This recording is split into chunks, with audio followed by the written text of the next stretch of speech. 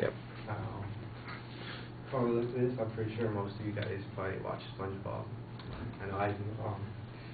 Mostly like younger teens watch this because I know I have cousins, like little cousins like 7, 11. They usually watch this show a lot, and like when we look at this, sometimes they see stuff like this, either not from the TV, but from the internet, because like kids can like go on the internet and just like Google up like stupid stuff and like find stuff like this. And what it says like this is, if it wasn't for weed, I would have never been created in the first place. And from that, teens get the idea that it's okay to smoke weed, but technically it's not. And what most teens don't know about marijuana is how it's affecting them and how it's harming them in the long run. After doing this research for about like 2 weeks now, and like having experience from like growing up as a teen myself, I'd like to discuss to you how the effect of marijuana gives to teens and how it puts teens at risk. 1.3 million teens between the age of 12 and 17 use marijuana for the first time. That's about the same number of students who are expected to take the SAT during the fall. Studies show that marijuana uses during these peak academic years can have a significant negative impact on academic performances. Marijuana can affect a teen's ability to learn. Heavy marijuana users impair young people's abilities to concentrate and retain information. How it affects teens is how it's linked to poor grades. Teens with D average is 4 times more likely to have used marijuana than a teen with an A average. It also leads to teens more wanting to like drop out. A teen marijuana user odds of dropping out are more than twice that of non-users. Teens should begin marijuana use at an early age when the brain is still developing, which could be more vulnerable.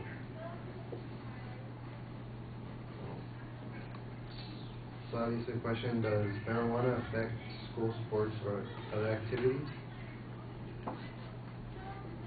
Simple question, it's pretty obvious.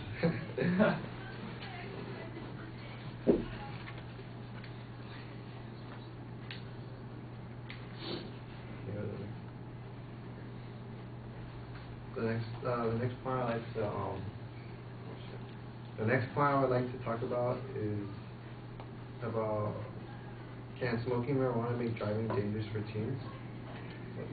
That's another simple question.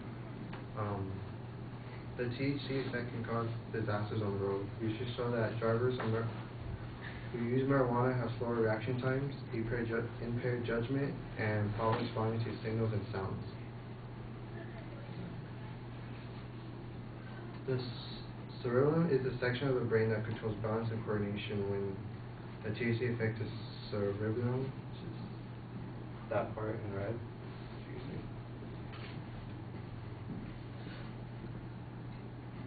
The THC effect to the cerebellum function, it makes like scoring a goal in soccer or hitting a home run like harder when like you're on marijuana.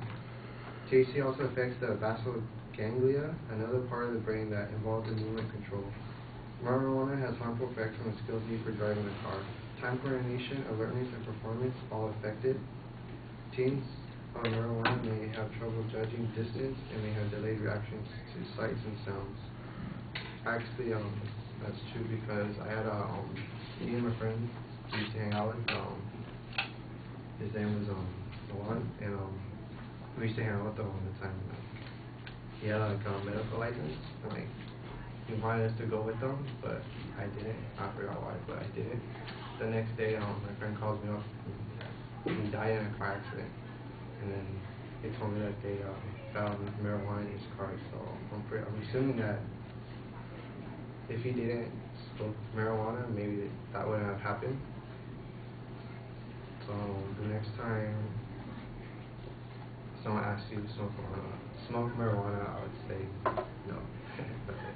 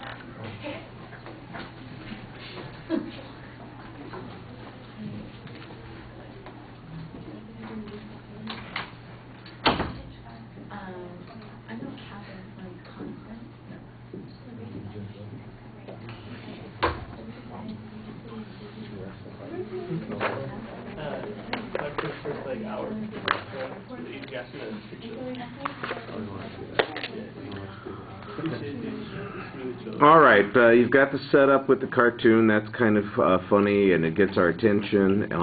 You sound like you've got a pretty clear statement of what your point of view is. There's a preview. The content is adequately developed. I didn't really hear a lot of source citation, but I know that there is some material in the speech that is researched. On the presentation aspects, you stand in the one spot, you know, the positioning seems to be pretty confident, but the fact that you never move from that spot does undermine things a little bit. Your gestures, your arms are crossed, you look a little bit awkward then, and then later on you've got your hands in your pocket. You never seem quite certain what to do with your hands. You've got the notes in your hands. Put them on cards. You've got little pieces of paper, and they just look like they're folding over and falling down. And yeah, it just is. Yeah, you need a little bit more planning on that. Your facial expressions are okay when you look up and talk to us, but there are lots of times when you're looking down and it looks like you're thinking to yourself and talking to yourself, not to the audience. The visual stuff that you included, I thought there was, like I said, nice use of humor on a couple of points. You've got an illustration that you're doing with that last visual. That's okay. Like I said, it did seem a little awkward with the notes. Now, on the paralinguistic cues, your voice is way too quiet, so subdued. Your pitch, you're tending to swallow your words. Need a little bit of practice on a couple of those things. Cerebellum is an example of one of those words that's a part of the speech. You've got it there. Figure it out. There are a couple of places you can go, always online, you know, where you can check the pronunciation of words too, and that could help you a little bit because it'll say it and you have to, you know, practice it. It just seems like your energy level is low for the presentation. As a consequence, it's not as effective as it could be.